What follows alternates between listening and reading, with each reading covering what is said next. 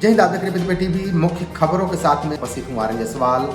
फटाफट अंदाज में आइए रुक करते हैं मुख्य खबरों की ओर। बात करूं, इस समय देखा जा रहा है लगातार मध्य प्रदेश में पिटारा पर पिटारा देखने को मिल रहा है। हालांकि मध्य प्रदेश में कांग्रेस ने भी एक बेहतर कर्मचारी और किसान हितैषी एक पिटारा वचन पत्र में शामिल किया, जो कि आप तस्वीरों पर देख पा रहे होंगे।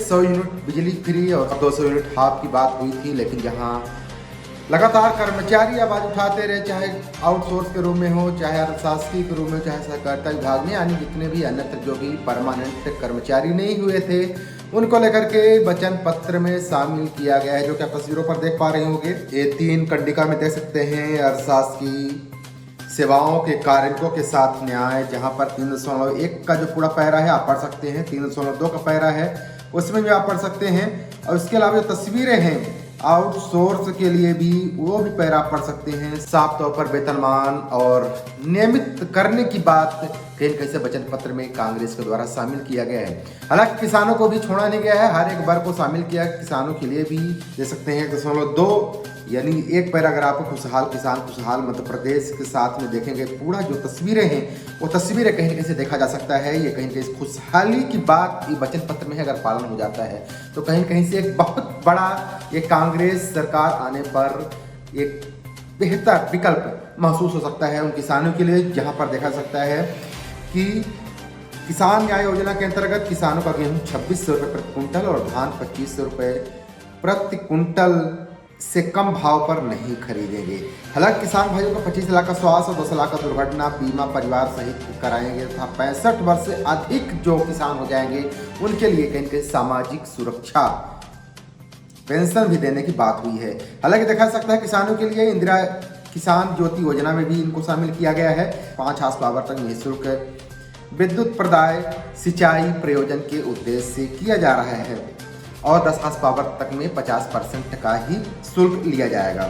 हालांकि पूरी तस्वीरें हैं, रोजगार को लेकर के भी बात हुई है। प्रत्येक वर्ष कैलेंडर में 2 लाख नौकरी देने की बात हुई है। बाकी समय देखा जा सकता है नारी की उन्नत प्रदेश की प्रगति, इस पर भी कहीं से महिला समग्र सशक्तिकरण को बढ़ाने के लिए इसमें 1500 रुपये नारी सम्मान योजना और 500 रुपये में गैस सिलेंडर और बेटी विवाह योजना के अंतर्गत प्रारंभ में कहीं से 1,01,000 रुपये की सहायता राशि और विधवा जो प्रोत्साहन है वो 1,51,000 की बात हो रही है। और एक बड़ी बात और तस्वीरें आ रही है। हालांकि इस तरीके से 300 से 600 रुपये की वृद्धा पेंशन कहीं से प्रदान किया जा रहा था, अब वो 600 से बढ़कर 1200 बढ़ाने की भी कहीं से बात वचन पत्र में शामिल किया गया है। हालांकि एक बड़ा जो तबका रहा है आउटसोर्सिंग के रूप का, वो लगातार संविदा के रूप का वो लगातार आवाज उठाता रहा है, उसको वचन पत्र में शामिल किया गया है। हालांकि बड़ी उम्मीदें लगाई जा रही हैं कि कांग्रेस की अगर सरकार बनती है तो कहीं से जो अगर वचन पत्र के हिसाब से अगर खड़े उतरते हैं तो एक बड़ा जो तबका है उसको कहीं से सीधा लाभ मिलेगा। हालांकि शिक्षा की दृष्टि से भी वंचित नहीं किया गया है। शिक्षा की दृष्टि से में भी देख सकते हैं पूरी तस्वीरें।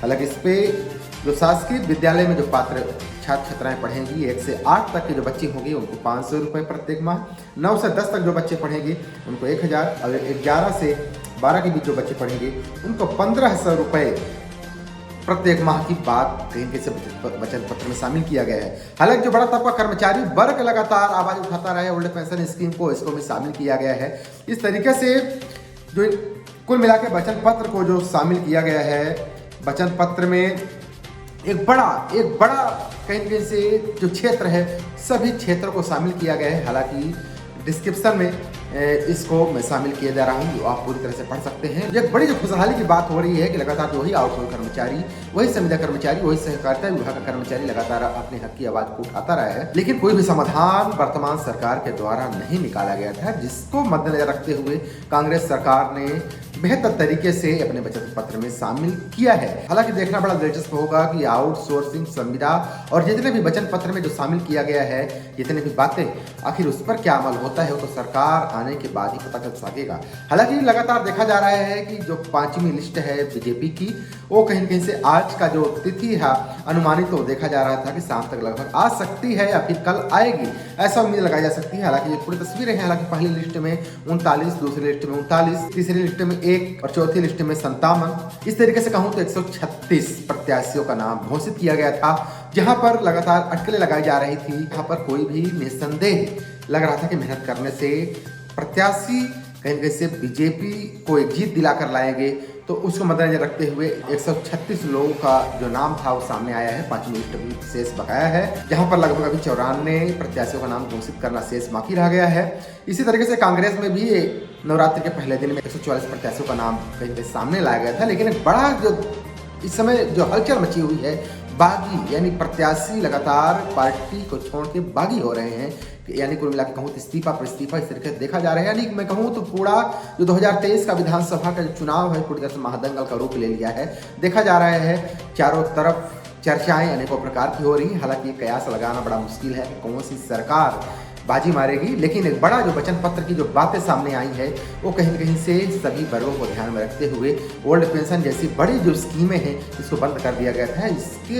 इसको भी ध्यान में रखते हुए यानी बड़ा एक जो वर्ग है, सभी वर्ग सभी क्षेत्र को शामिल किया गया है। हालांकि देखा जा रहा है खुशहाली के रूप में अगर कांग्रेस सरकार बनती है तो सभी कर्मचारी वर्ग के साथ किसान और इसके अलावा अन्य जितने वर्ग हैं उनको सीधा फायदा मिलेगा।